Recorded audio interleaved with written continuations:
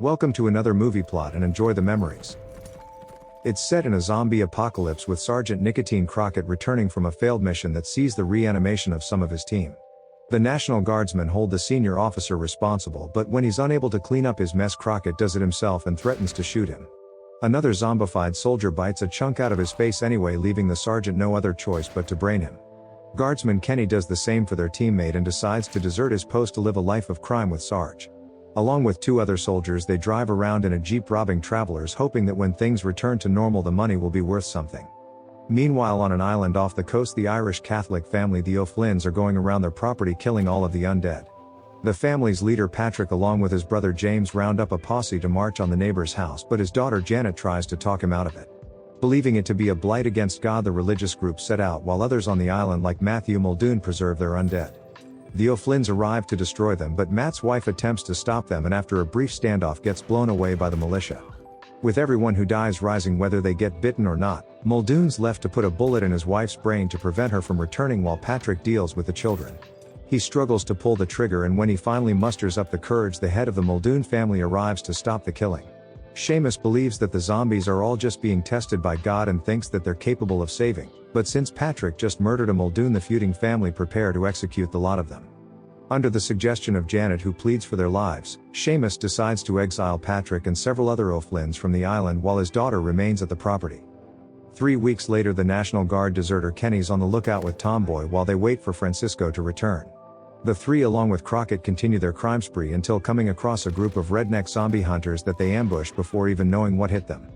Hearing some groans, the Sarge finds a collection of zombie heads on spikes, but the rednecks swear that they're all just black out of coincidence.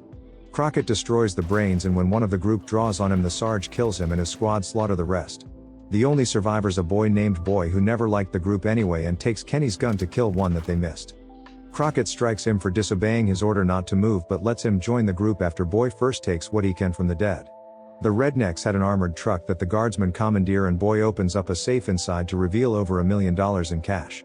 He pretends to ingest the key to ensure that it stays with him, but Crockett notices that he really pockets it and steals it later while Boy sleeps. They try to figure out a direction to go when Boy produces a video of Patrick welcoming everyone to the island and suggests they visit. Despite the Sarge assuming that it's some kind of trap, they turn around and drive to a nearby dock as instructed to check it out. We jump to a fisherman who catches a zombie fish, and in a Three Stooges type moment he snags another and gets tackled by it into the water. He's one of Patrick's men who's shown to be waiting in ambush for anyone who gets his broadcast to arrive. When the National Guard get there, a horde of zombies follow, and O'Flynn orders Crockett's men to exit the vehicle as they're surrounded by landmines. When they refuse to comply, the gang opens fire on the truck, so Sarge comes up with a plan to escape by taking an old ferry from the docks. Trying to impress Tomboy, Francisco jumps into the water to reach it while the family shoot at him, so Crockett kills the sniper on the roof and lobs his only grenade at the O'Flynn's shelter, blowing the side of it off and leaving them open to be overrun by the undead. Francisco's swarmed by swimming zombies and accidentally bites one of them's fingers off but makes it to the ferry. On the way to the control room, he kills a walker with a fire extinguisher thinking that wet guns don't work, but Tomboy proves otherwise when she arrives having followed him. After proving it to himself, the two successfully maneuver the ferry towards the group, as Boy takes Crockett's spare revolver to assist and just holds onto it. The only survivor of the O'Flynn's is Patrick, who blows the swarm up with some dynamite and jumps on board the departing ferry. Luckily it's Tomboy who finds him, as any of the others would have probably just kicked him over instead of helping him up. He makes a truce with the Sarge, who likes the old man when he reveals guns up his sleeve that he could easily have killed him with, and saves Crockett from a flanking zombie, earning him some trust. They walk around taking care of any more zombies on board the ferry, including one that starts its car and almost runs over Boy, showing them to become smarter over time. Tomboy jokes that he'll never pass his driving test before going to the bridge, where Francisco starts to feel sick. She asks if he was bitten during the swim, but he says no, and just that he ingested blood of a zombie when biting its finger off. On the journey over to the island, Patrick explains to Crockett in his own words that he was exiled for wanting to expand the cemetery. They'll need to sneak onto shore in one of the smaller boats if they're to make it without the Muldoon shooting at them, and as they wait, the Sarge finds another walker. He shoots it with a flare gun, setting its skull on fire, then lights his smoke from the flaming head before kicking it overboard.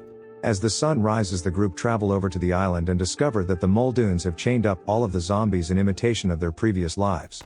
Suddenly a shooter begins firing at the outsiders from the tree line, hitting Sarge when he jumps in front of the bullet for Kenny.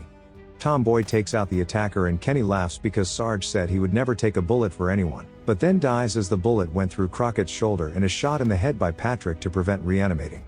The angry leader blames the local for bringing them into a trap, when it's revealed that Patrick's daughter's now a zombie and still rides around on her horse like she did when she was alive. We're shown that Seamus and the Muldoons have been keeping their family members in a barn like livestock in hopes of returning life to them.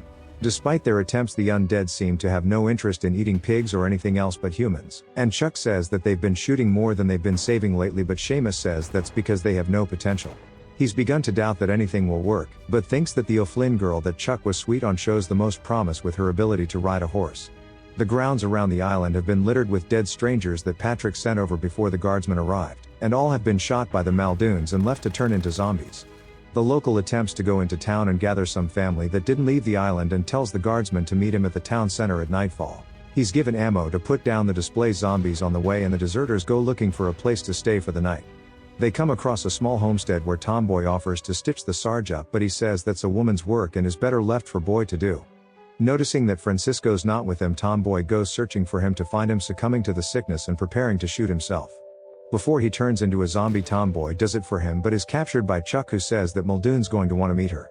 He chucks her on his steed and they ride past Patrick, who's gathered a small militia with James, who apologizes for leaving and is now on board with killing the zombies. At Seamus's house, Tomboy sat down for dinner where the Muldoon explains that he's aware that Patrick has returned. He believes that he's doing God's work in keeping the dead around and has his zombified wife wandering around the kitchen. It's now revealed that Janet's actually still alive when the Sarge regains consciousness and he's being sewn up by the identical twin. Her sister Jane's the zombie on the horseback, who's wrangled off it by Chuck and taken back to the barn to use for their experiment. Janet isn't happy to see her returning father, as he's here to start a war, and alerts the deserters that Seamus has Tomboy held hostage. The O'Flynn gang march on the Muldoon's homestead, but first Janet tries again to convince her father out of going through with it.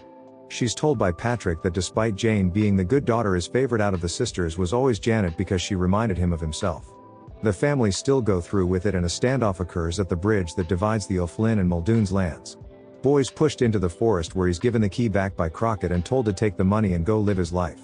The Muldoons have Tomboy strung up to be executed, so Patrick has everyone lay down their arms as he's come to like the guardsmen since she reminds him of his daughter.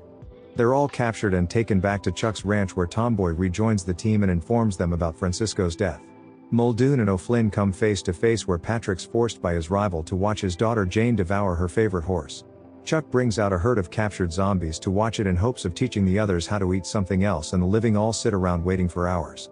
Meanwhile, Janet comes across Boy and they decide to rescue her family by sneaking them guns from the forest. Once fully armed, the hostages confront the Muldoon family with fully automatic weapons that have the Cowboys shaking in their boots. Since Chuck's always just been for hire, he switches sides but is shot in the leg by Seamus for his betrayal, getting a reaction out of Jane. Janet thinks her affection's directed towards her sister and reaches out, only to get bitten by the zombie, who then wanders away. In an outburst, Janet shoots at her, but Jane's horse protects her, knocking away the gun and fleeing into the paddock. Another gunfight erupts between the two families, with Patrick now having lost both daughters, and Chuck releases the zombie herd to get revenge. He directs them toward the Muldoon residence before getting shot by Seamus and devoured by the zombies. The gunfight changes to focusing on the zombie threat, where most of the Muldoons are overwhelmed or chased into the barn and eaten alive. O'Flynn demands that Seamus faces him, but Janet convinces her father to make a truce as they've seen enough killing. He does, but it's immediately broken by Muldoon, who shoots O'Flynn in the back and he collapses. As he walks up to finish the job, a dying O'Flynn unleashes the pistol hidden up his sleeve, putting 2 bullets in Muldoon's chest and killing him. With the fight finally over, the infected Janet remains on the island while Crockett and his group attempts to leave. Just like Seamus predicted, Janet ends up witnessing her sister take a bite out of her horse and rushes to tell Crockett's group that the zombies can be taught to eat something else, but is shot through the brain by her own father's last bullet, who sees killing his infected family members as his responsibility. The guardsmen never learn what she had to say and depart on the dinghy they arrived on as Patrick succumbs to his wounds. Crockett, Boy and Tomboy refuse to become like the Irish families and return to the mainland with the ferry they arrived on. The last scene shows that the island zombies have adopted horse into their diet. As a zombified Patrick and Muldoon have one final standoff, but both of their guns are empty. And the movie ends.